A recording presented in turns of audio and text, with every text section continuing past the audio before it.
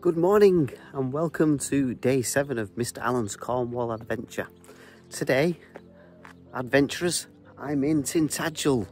I'm at the birthplace of King Arthur, or supposedly according to legend, and down there is Tintagel Castle.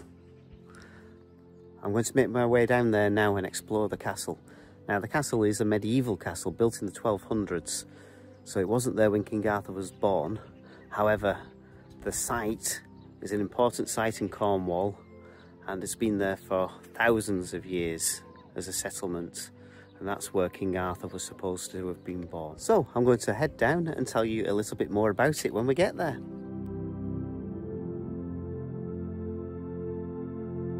Now, this has got to be the most magical and mysterious place in all of Cornwall.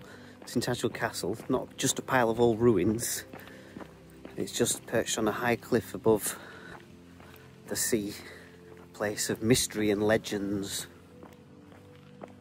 History, literally, beneath our feet.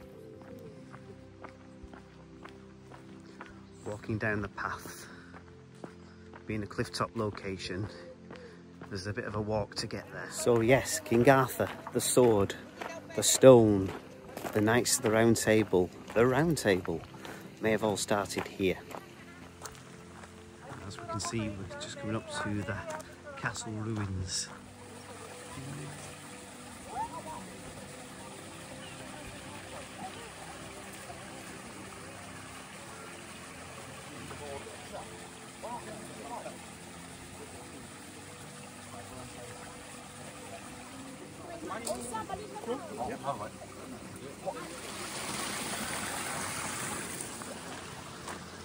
On the pathway up to the castle now. You can see how dramatic this location is.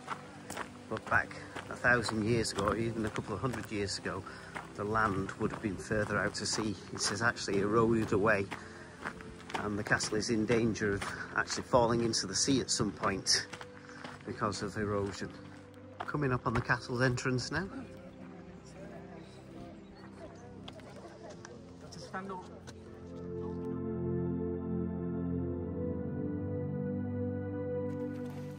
Exciting about to go in.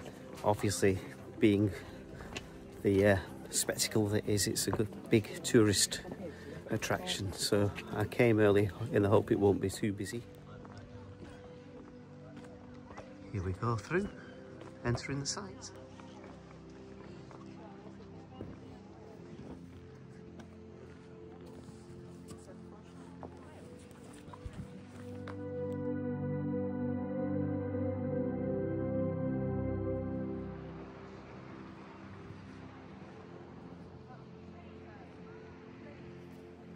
So this dramatic site dates back to the early Middle Ages. Legend and archaeology suggests that there's been a site here for at least 1,000 years, if not longer. And everybody thinks it was actually a royal place, a royal settlement that was probably for one of the kings of Cornwall. Being so close to the sea, it was also a thriving port where they traded tin, probably, and other goods with the nearby countries in Europe. And Cornwall had its own kings. They were called the Kings of Demonia, and that was between the 5th and 6th centuries, which is after the time of the Romans left. So this was an important site before the Romans, during the Romans and after the Romans, and King Arthur came after the Romans. He was the one to, as legend would have it, to repel the Anglo-Saxon invaders and become King of the Britons. When the Romans left Britain in the mid-5th century, it left a power vacuum, and for centuries earlier, Anglo-Saxons have been making incursions into Britain and invading and raiding different places. When the Romans left, there was no defence, so the Anglo-Saxons decided that they were going to come and settle. See the dramatic setting of the castle. Surrounded by sea, and part of it is only accessed by a footbridge here.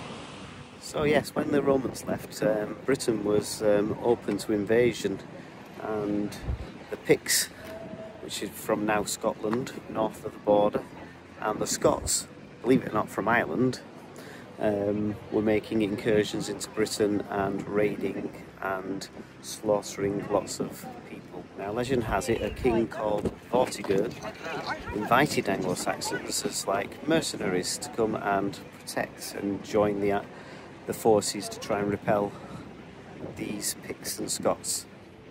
But the Anglo-Saxons had other ideas and they wanted to stay, so Vortigern gave them some land in exchange for their help in battles. Then they betrayed Vortigern and killed Vortigern in the end, and ended up staying, and more Anglo-Saxons invaded Britain. So this is where our King Arthur comes in, and this is supposedly his birthplace. King Arthur united the Britons against the Anglo-Saxons and stopped their incursion further west. And Cornwall was always a place where the Anglo-Saxons never actually reached or touched.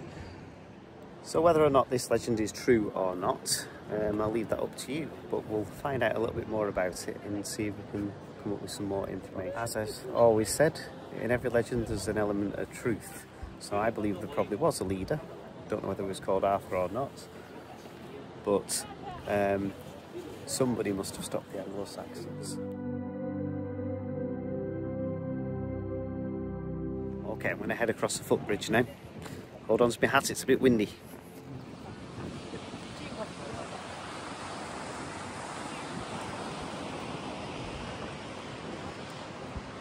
You're a bit scared of heights, it's not for the faint-hearted.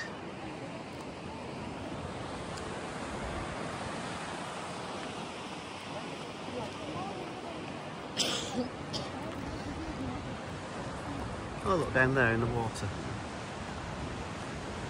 That's an activity called coasteering, where you climb along the cliffs and every so often you jump into the water to swim to the next stage. Did that in Wales, it was a lot of fun. Obviously done under the guidance of a qualified instructor with all the safety equipment needed to carry it out safely. Keep on going across the footbridge now. Look at those views.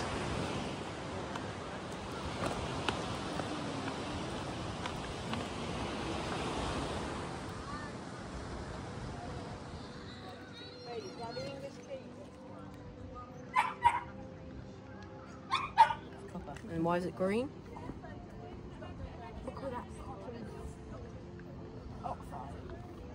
Wow. So here we have the remains of the Great Hall where the Dukes of Cornwall and Kings of Cornwall would have entertained and ate fabulous banquets. So the ruins that you see here were built by a man called Richard, Duke of Cornwall, in the 1200s. They're not the early medieval settlements or ruins that would have been here when King Arthur was reported to have been born. However, it does show you that important settlements remain that way for hundreds and thousands of years and change over time from different places and different purposes.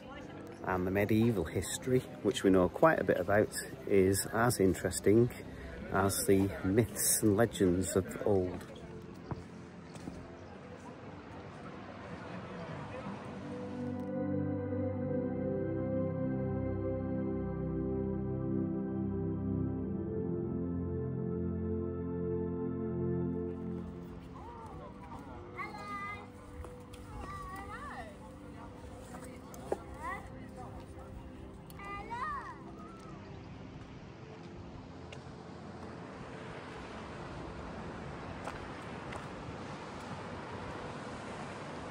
Down there.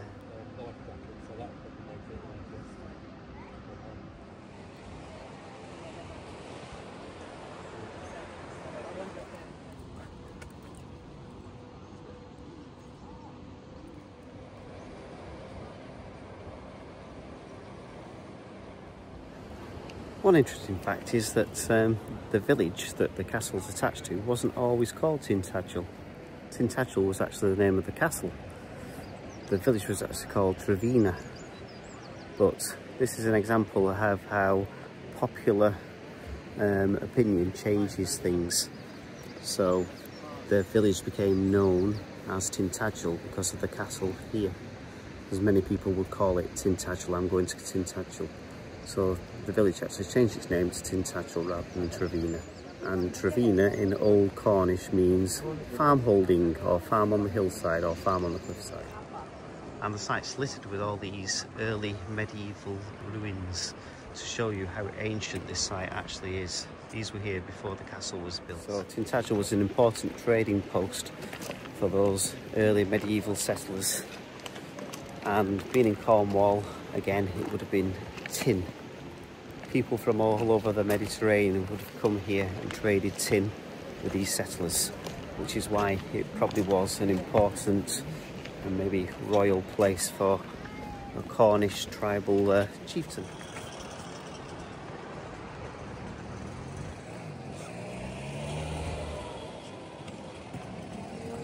Not a bad place for a castle. And again, some evidence of those early medieval dwellings.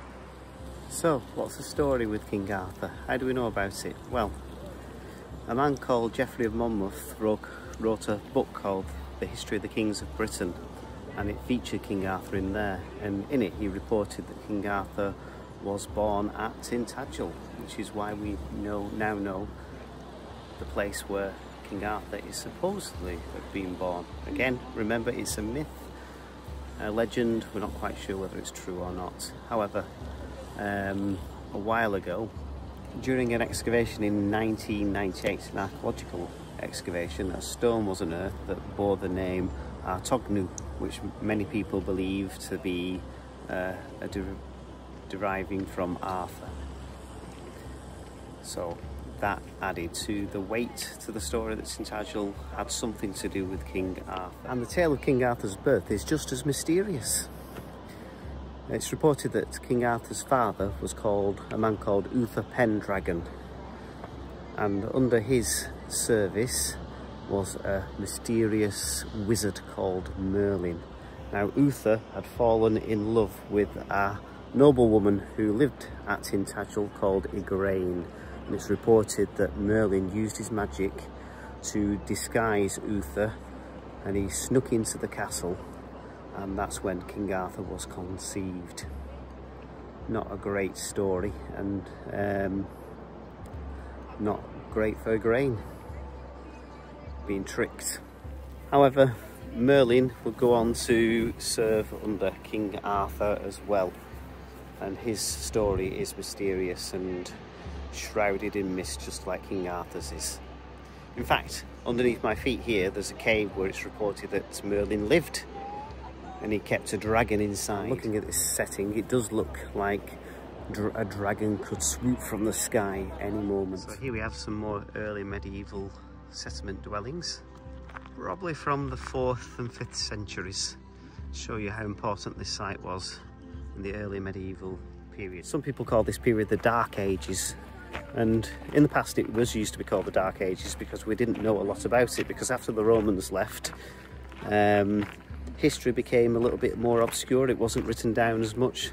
The Romans were forever recording and inscribing and leaving things behind for us to piece together the history of the Roman period. However, after that, the power vacuum, Britain's returned back to the tribal ways, more or less, and things weren't written down, and there wasn't a central place where information was gathered. and a lot of people lost the ability to write as well in written forms of language. The Romans were great educators and administrators, but when they left they took all that knowledge with them and learning. Some of it still survived in the settlements and the remnants of the Romano-British. However, when the Anglo-Saxons came, a lot of the Britons fled westwards towards Wales, and actually Wales is an Anglo-Saxon word for Wales, which means foreigners, which is strange because the Britons were here before the Anglo-Saxons. And then obviously Cornwall was a big place for the Britons and stronghold for the Britons too. Another look at these early medieval settlement buildings, trying to imagine what they would be like when they were thriving with people with the same hopes, aspirations, and trying to survive just like we do today. Trading, families, friends, sharing joys and sorrows, just like we all do. This really was life on the edge for those early settlers. Trying to imagine ships coming from afar, from across the sea, from Europe and the Mediterranean, coming to trade and maybe even to settle, bringing their own customs and cultures and rich sense of life with them, just like people do today. Imagine you were a time traveller and you had a time machine and you went back into early history. What do you think you would see? What do you think you would hear? What do you think you would smell? And maybe what do you think you would eat? Always thinking of food. Just what would the day-to-day lives of these people have looked like? I like to imagine them being busy doing all the jobs that we might do, which would be sorting out the house, cooking, cleaning, looking after family, looking after little ones and animals, tending to the animals, cooking. Of course, children would have had a part to play in this. They wouldn't have had a formal education unless they were from the rich family, the royal families of Cornwall. Then they would have been taught by the monks. But normal everyday children would have had the jobs just like the adults and would be expected to do their jobs.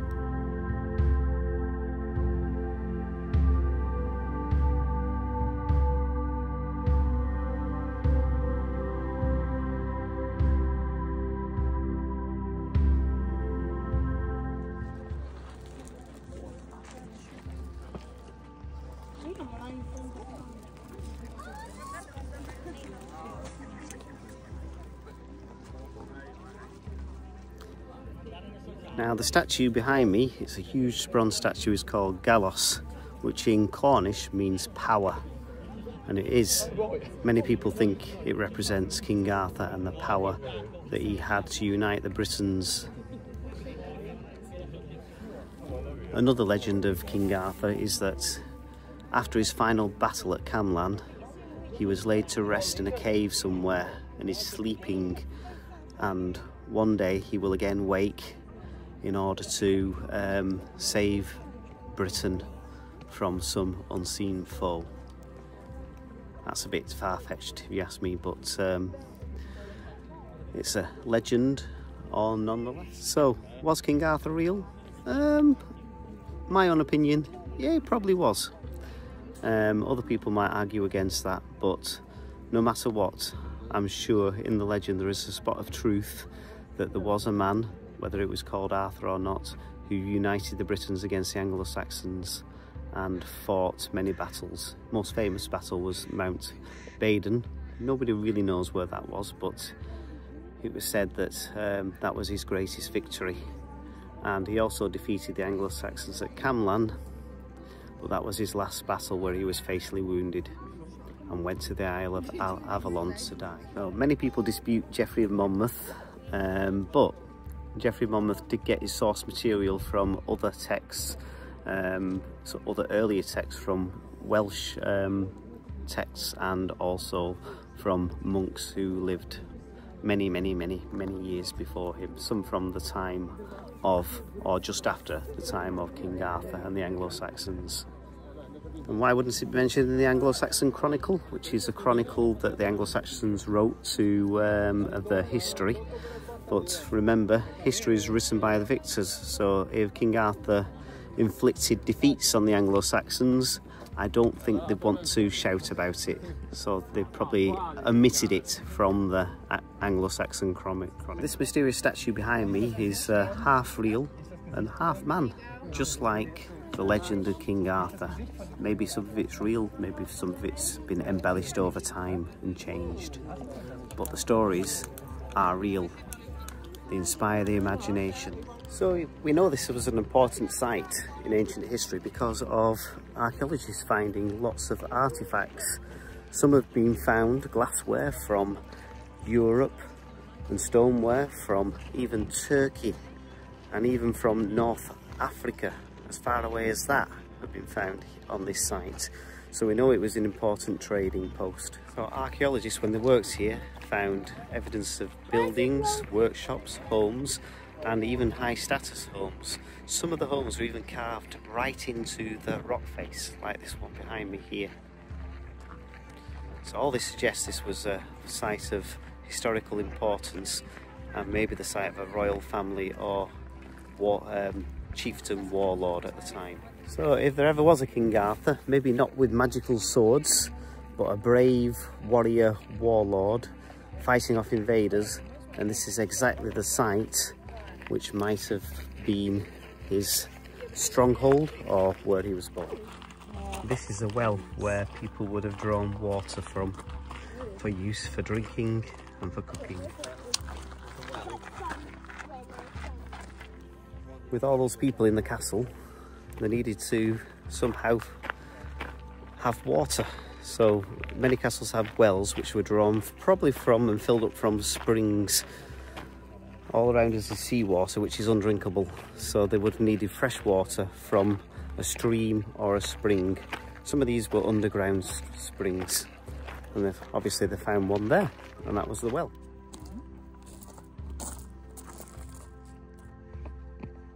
Another legend associated with this place is the legend of Tristan and Iolette.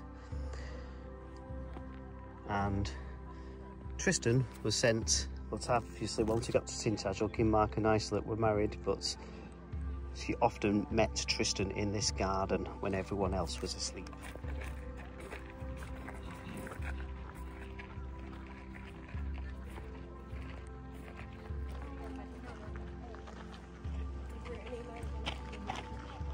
So here we have the remains of the castle's chapel, which is like a little church that the inhabitants of the castle, maybe it would be the private chapel, or it would have had the other settlers from the settlement that went with the castle coming to worship here.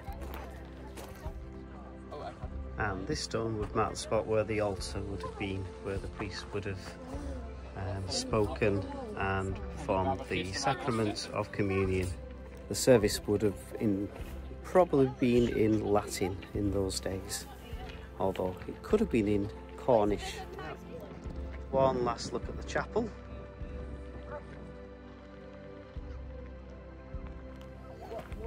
One priest was that fed up of being on this headland in the winter. One day, after doing the walk from his dwellings to the chapel for years, resolved that that was the last day, he wasn't going to do it anymore. And true to his word, he did. He disappeared and was replaced a month later. It was a bit lonely and windswept and isolated up here.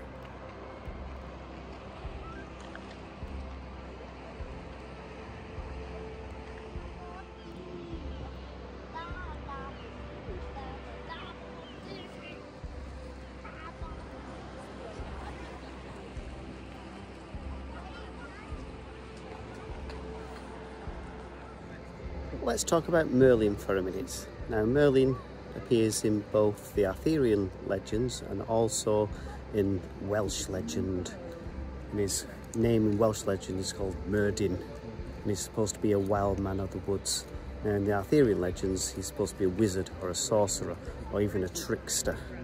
He helped Uther Pendragon get into the castle here, so no Merlin, no King Arthur.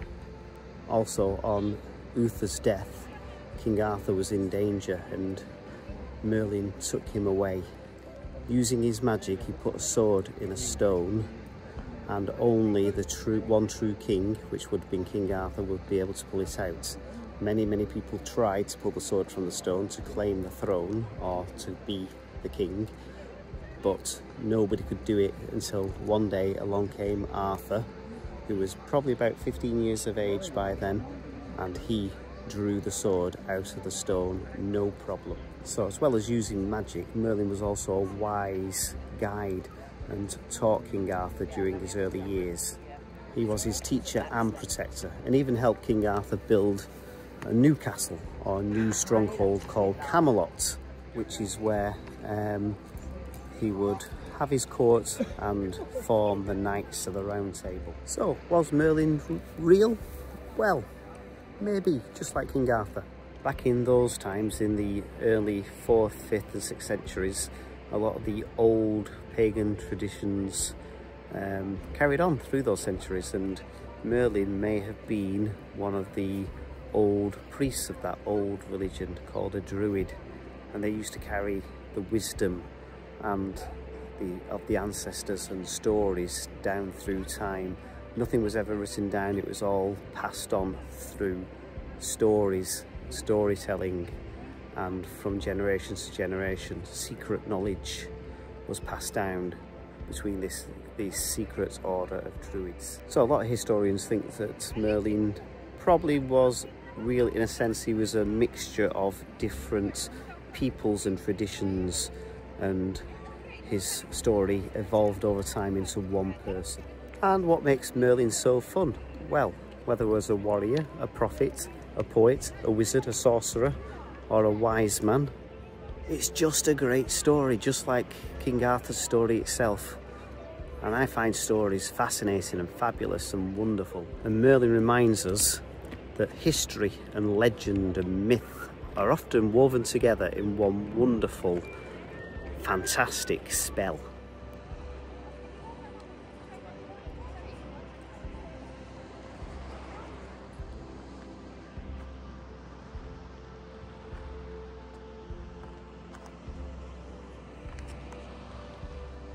Again, the history positively vibrates. You can feel it through your bones. You can almost hear the whispers of people from centuries ago speaking to you through these stones, these ancient stones and cliffs. Even the sea tells their tales.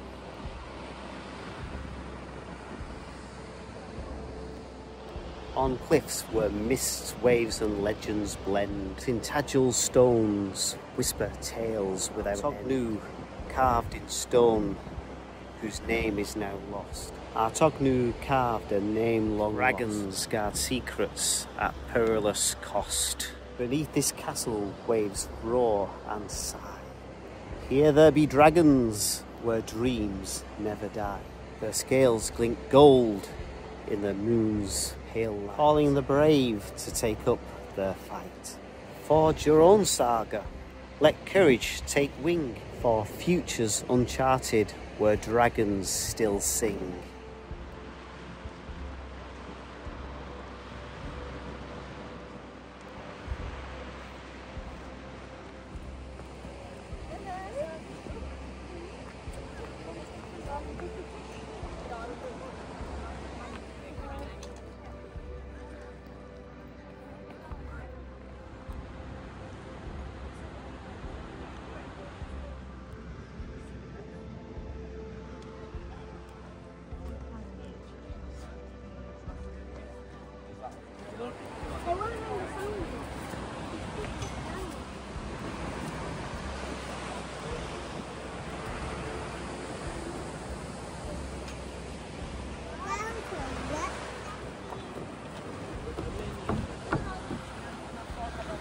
heading down onto the beach now, hoping to find where Merlin's cave is.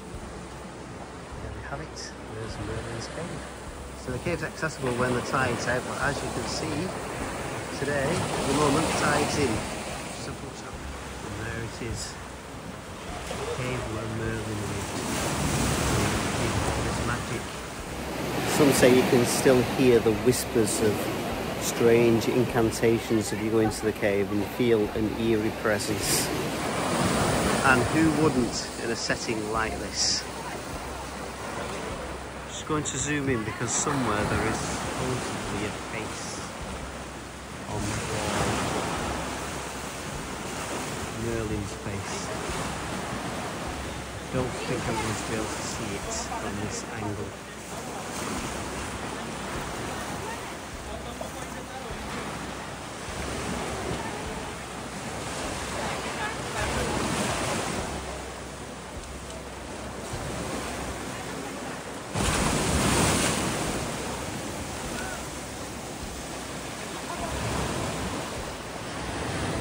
See how high that bridge is.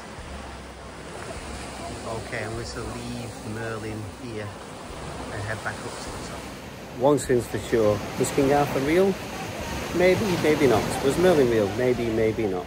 One thing is for sure though, this place is full of mystery, magic and drama. So, whether you're here for the legend, the history, or simply for the breathtaking views, this really is a place where history, legend and facts all intermingled become one fabulous story, and certainly is a place where the imagination is allowed to be free and run wild.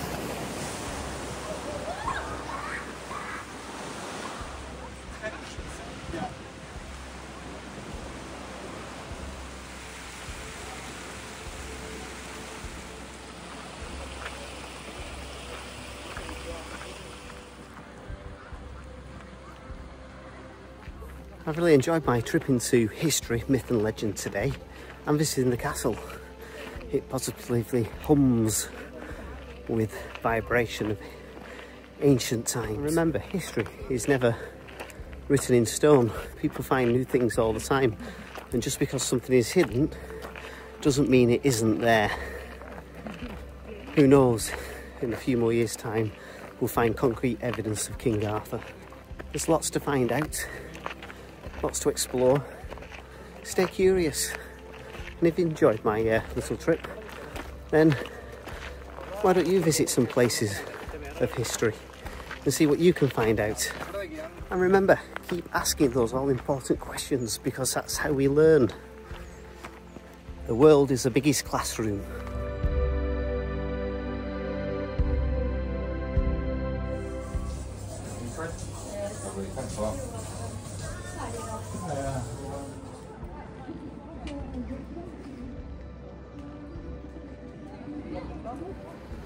I'm going to leave Tintagel now, and I think I might head to the beach.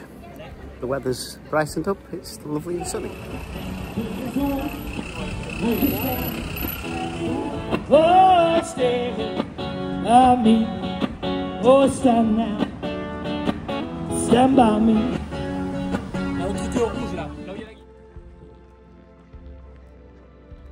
Here I am, heading to the beach. I'm going to walk along the coast path to Morganporth.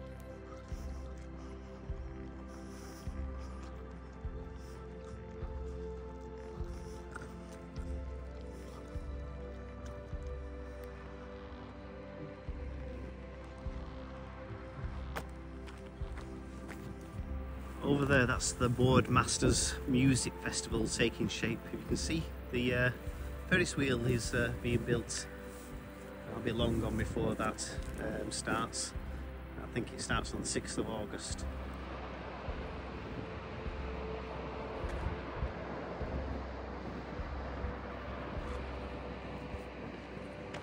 I hope you've enjoyed following these adventures. God bless. As I'm on the coast path walking to Morganporth, behind me that's Watergate Bay Beach. I'm going to tell you that this is going to be my last Mr. Allen's Adventures in Cornwall video. I do have 2 more days left, but I think I'm going to enjoy them for myself and cherish the times.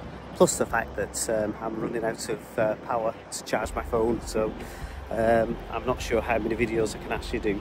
I do hope to post a few shorts, so keep an eye out for them. Thank you for joining me on this adventure.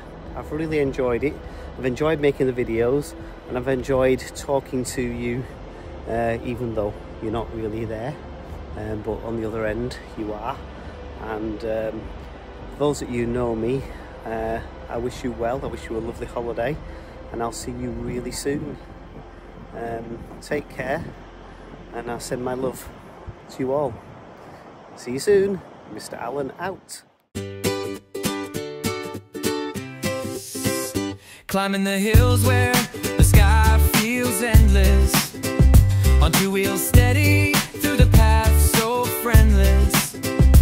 History whispers where the winds do roam. Geography sings as we make the world home. It's Mr. Allen's adventures come along, where every step's a journey, every trail's a song. From the mountain tops to the rivers near, we're learning, we're laughing, so glad you're here. Binoculars in hand, spotting treasures untold, stories of the past heard in echoes bold. Maps in the pocket, sneakers on the ground, adventure is everywhere, it's where fun is found. Sun on my shoulders, the breeze in my hair, finding wonders hidden, we explore with care. From the mossy stones to the tallest pine, every leaf and shadow has a tale divine. It's Mr. Allen's adventures come along, where every step's a journey, every trail's a song. From the mountain tops to the rivers near, we're learning, we're laughing, so glad you're here. So pack your sense of wonder, and don't forget to smile until our next adventure.